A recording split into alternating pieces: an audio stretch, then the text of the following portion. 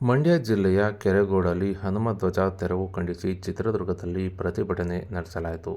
ಇನ್ನು ಧ್ವಜ ತೆರವು ವಿರೋಧಿಸಿ ಬಿಜೆಪಿ ಜಿಲ್ಲಾ ಘಟಕದ ವತಿಯಿಂದ ಪ್ರತಿಭಟನೆ ನಡೆಸಿದ್ದು, ನಗರದ ಓಬವ್ವ ವೃತ್ತದಲ್ಲಿ ಬಿಜೆಪಿ ಪ್ರತಿಭಟನೆ ನಡೆಸಿದ್ದು, ರಾಜ್ಯ ಸರ್ಕಾರದ ವಿರುದ್ಧ ಧಿಕ್ಕಾರವನ್ನು ಕೂಗಿ ಆಕ್ರೋಶ ಹೊರಹಾಕಿದ್ದಾರೆ. ಇನ್ನು ಹನುಮ ಧ್ವಜ ಮರುಸ್ಥಾಪನೆಗೆ ಆಗ್ರಹಿಸಿ ಬೃಹತ್ ಪ್ರತಿಭಟನೆ ನಡೆಸಿದ್ದು, ಜಿಲ್ಲಾ ಬಿಜೆಪಿ ಅಧ್ಯಕ್ಷ ಮುರಳಿಯವರ ನೇತೃತ್ವದಲ್ಲಿ ಪ್ರತಿಭಟನೆ ನಡೆಸಿದ್ದು, ಸುಮಾರು 50ಕ್ಕೂ ಹೆಚ್ಚು ಜನ ಬಿಜೆಪಿಯ ಕಾರ್ಯಕರ್ತರಿದ್ದ ಪ್ರತಿಭಟನೆ ನಡೆಸಿ ರಾಜ್ಯ ಸರ್ಕಾರದ ವಿರುದ್ಧ ಆಕ್ರೋಶ ಹೊರಹಾಕಿದ್ದು ಕಂಡುಬಂದಿದೆ. ಇನ್ನು ಈ ಒಂದು ಪ್ರತಿಭಟನೆಯಲ್ಲಿ ಬಿಜೆಪಿಯ ಜಿಲ್ಲಾಧ್ಯಕ್ಷ ಎ. ಮುರಳಿ, ಯುವ ಮುಖಂಡರಾದ ಸಿದ್ಧಾರ್ಥ, ಮುಖಂಡರಾದ ಲಿಂಗಮೂರ್ತಿ ಹಾಗೂ ಕಾರ್ಯಕರ್ತರು ಹಾಜರಿದ್ದರು.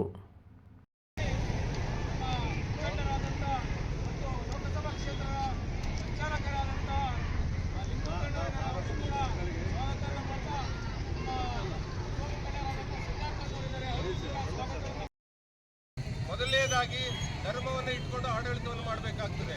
ಆದರೆ ಧರ್ಮ ವಿರೋಧಿ ಚಳುವಳಿಯನ್ನು ಮಾಡಿ ಇಡೀ ನಾಡಿನ ಜನತೆ ಧಿಕ್ಕಾರವನ್ನು ಕೂಗಬೇಕಾಗಿದೆ. ಇವತ್ತು ಧಿಕ್ಕಾರವನ್ನು ಕೂಗಬೇಕಾಗಿದೆ.